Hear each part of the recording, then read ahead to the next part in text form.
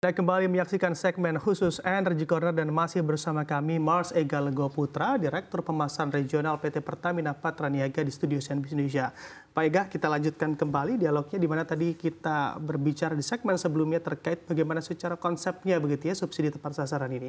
Tapi kalau bicara terkait pengawasan Pak Ega, yang mana Anda katakan saat ini masyarakat manapun, masyarakat Indonesia asal memiliki KTP bisa mendapatkan LPG subsidi 3 kg.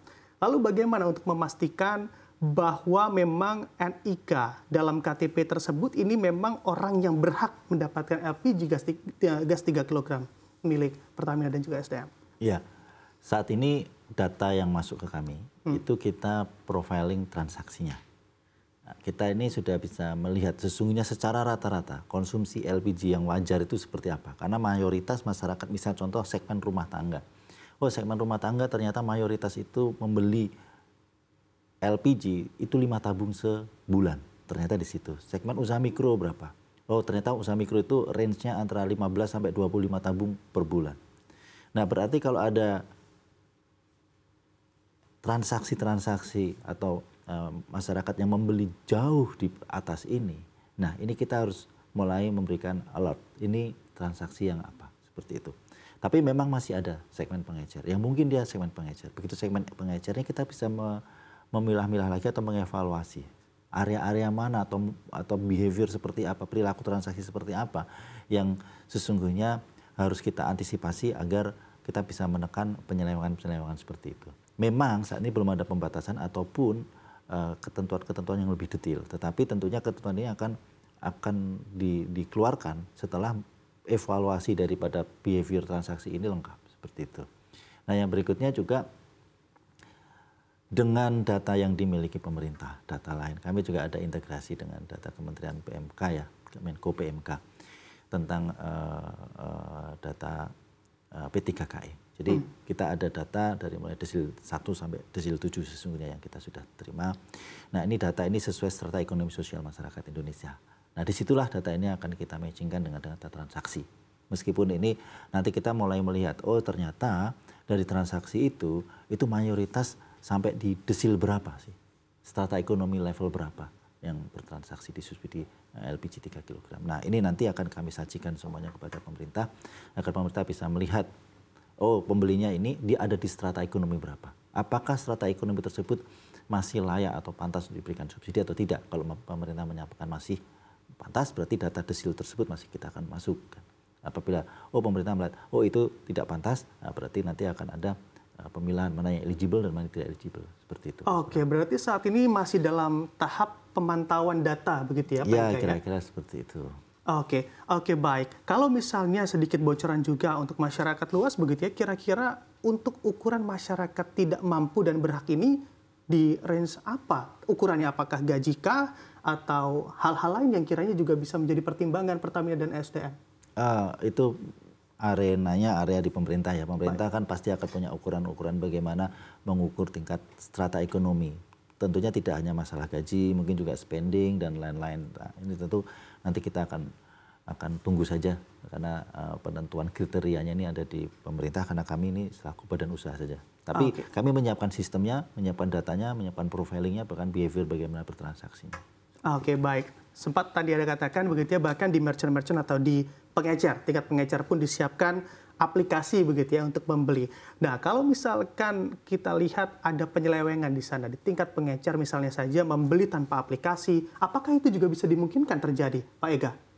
Saat ini pengecer ini kan posisinya ada di 20% menuju ke 10%. Artinya di Juni ini kita akan 90% by pangkalan, 10% memang masih ada yang melalui pengecer. Namun demikian, meskipun yang pengecer ini 10%, yang 10% ini ketika membeli di pangkalan itu akan terdata juga. Jadi pendataan masyarakat yang membeli di pengecer itu sebenarnya pendataan indirect, tidak langsung.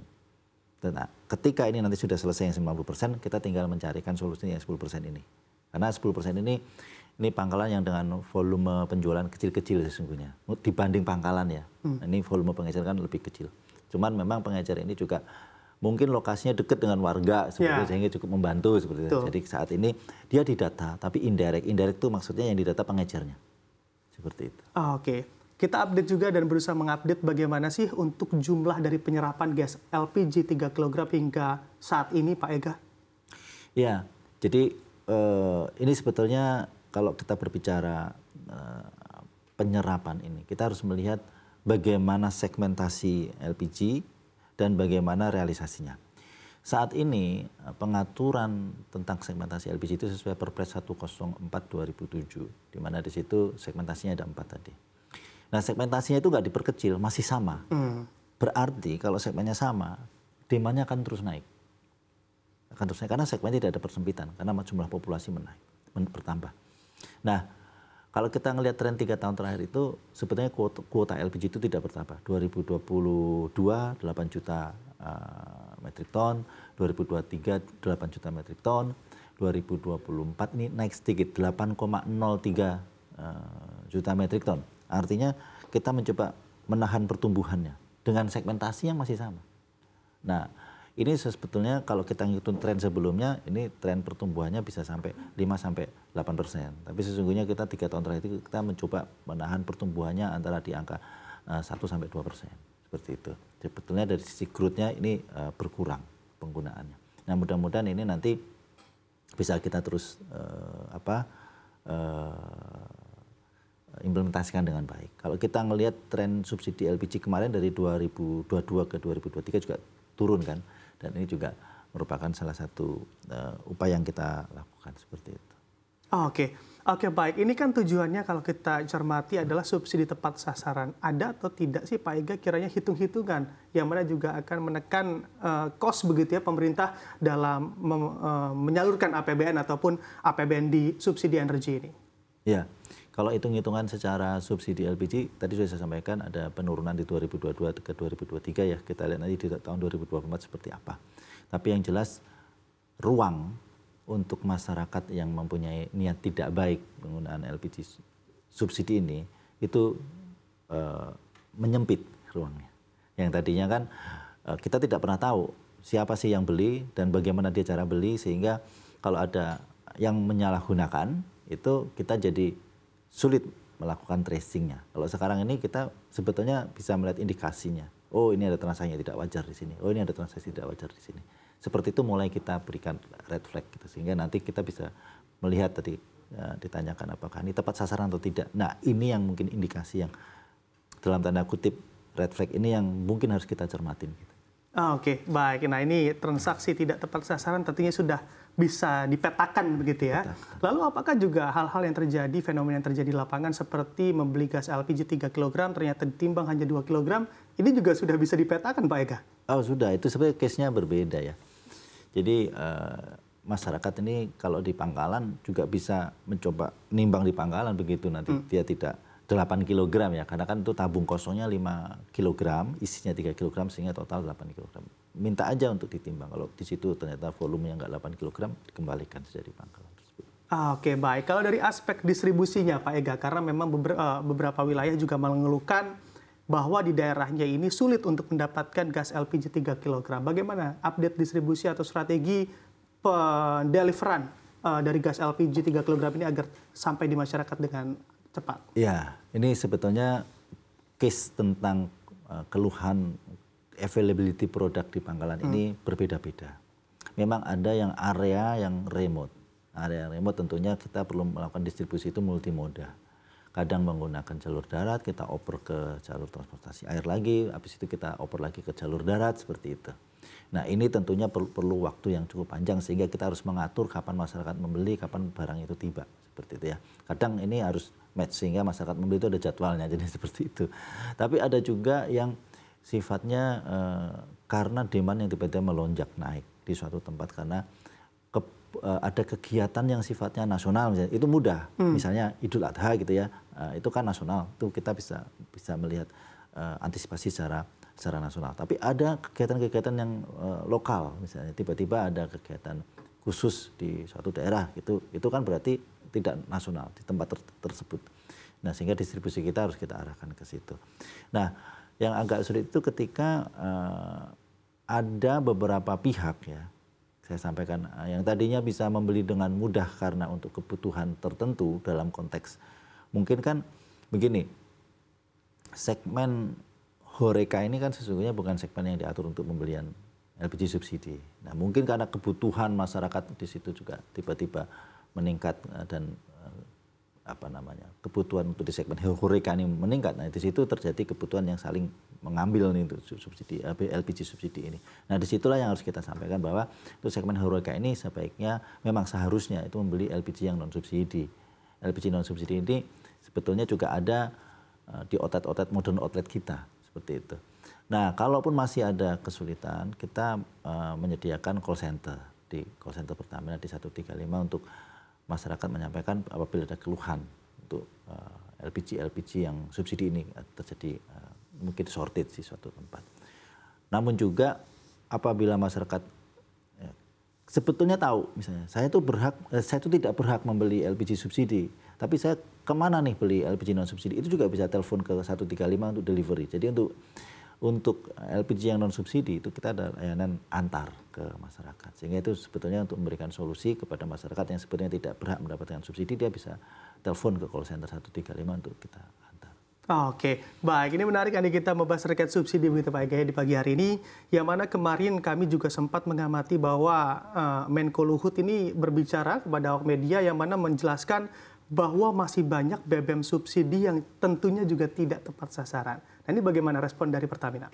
Ya, kalau BBM subsidi ini kan ada dua sebetulnya, JBT atau JBKP ya. JBT itu yang subsidi, tapi kalau JBKP itu kompensasi sifatnya ya. Yang solar ini yang subsidi, ini kita sudah menggunakan sistem QR Code ya. Sistem QR Code. Memang kita tidak bisa menyampaikan bahwa akan 100% tanpa ada penyalahgunaan. Tetapi yang jelas di tahun 2023 setelah kita selesaikan sistem QR Code ini, itu volume penjualan solar subsidi itu turun 0,4%. Yang mana dari tahun sebelum-sebelumnya itu selalu naik antara 5-10%. Setiap tahun naik volume solar subsidi itu naik. Tetapi khusus 2022 ke tahun 2023 itu volumenya turun, solar subsidi volumenya turun. Nah, di tahun 2023 ke 2024 ini kan sudah terjadi keseimbangan baru karena sudah pakai barcode.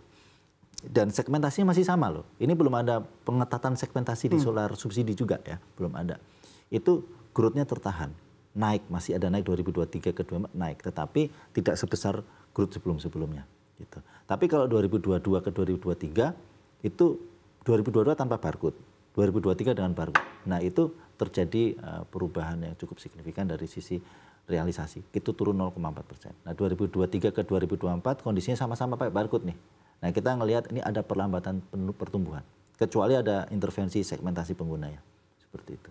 Oke. Untuk Pertalite sendiri, kita akan coba melaksanakan saat ini sudah di 41 kota kabupaten seluruh Indonesia menjalankan untuk transaksi barcode Pertalite.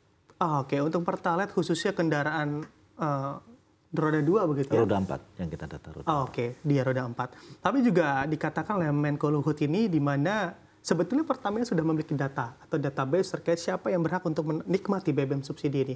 Apakah juga secara teknis sudah dilakukan di mana di saat memang ada kendaraan roda 4 mewah begitu, ini nozzle-nya langsung tidak bisa mengeluarkan BBM atau seperti apa? Apakah memang teknisnya sudah sampai ke arah sana Pak Ega? Database-nya kami ada, database-nya karena kami juga sudah integrasi data dengan Korlantas. Oke. Database-nya pengguna kendaraan baik yang jenis gasolin ataupun gasolin itu ada. Kita menunggu ketentuannya sebetulnya yang segmentasi seperti apa yang boleh dan tidak boleh. Karena kalau sekarang kita berbicara gasolin, ketentuannya itu memang belum sampai pada tahap sedetil itu siapa boleh tidak boleh, tapi datanya memang kami sudah ada. Seperti itu. Oke, secara stok Pertalite ini juga seringkali kita temukan di berbagai SPBU ini kosong begitu ya, atau belum ada stoknya. Apakah memang secara distribusi ini juga ditahan oleh Pertamina atau memang karena memang distribusinya saja yang memang belum sampai di situ atau di POM itu? Enggak ada ditahan-tahan, enggak ada. Pembatasan Pertalite juga belum ada ketentuan sampai di sana. Mungkin itu faktor distribusi, tetapi kami pastikan bahwa itu mungkin menunggu pengiriman itu. Tinggal mungkin menunggu pengiriman atau terkadang proses pembongkaran. Jadi memang ada ketentuan pembongkaran itu harus stop operasi. Ini demi safety, tetapi terkadang masyarakat kan ingin ini segera dilayani. Seperti. Jadi ini Ini dua hal yang berbeda antara aspek operasi dan aspek safety dengan kebutuhan masyarakat yang mungkin harus cepat kita layani. Secara umum nggak ada masalah, secara kuota juga nggak ada masalah. Oke, untuk improving strategi distribusinya di penerapan selanjutnya, adakah improvement di sana Pak Ega? Ya, secara umum untuk BBM ini sistemnya akan kita teruskan yang ada di solar dan Pertalite sudah berjalan 41 kota kabupaten akan kita teruskan. Karena nanti juga kita sama dengan yang LPG kita akan menyajikan data kepada pemerintah juga. Ini loh pengguna-pengguna BBM subsidi. Nah, yang membedakan adalah kalau di LPG itu kepada NIK, kepada masyarakatnya. Tapi kalau yang BBM ini kita mengarahnya kepada jenis kendaraannya. Jenis kendaraan ini yang profiling datanya ke sana dan database-nya masuk ke kami juga seperti itu yang kita collect. Oke, baik. Jadi memang Pertamina bersama pemerintah ini juga terus mengimprove juga begitu terkait subsidi tepat sasaran agar mana memang nantinya sesuai nawacita pemerintah yang mana subsidi energi ini akan disampaikan dan juga disalurkan kepada yang berhak. Terima kasih Pak Ega telah ngobrol-ngobrol dan diskusi di pagi hari ini. Tentunya sehat dan sukses selalu untuk Anda. Terima kasih Mas Ibram.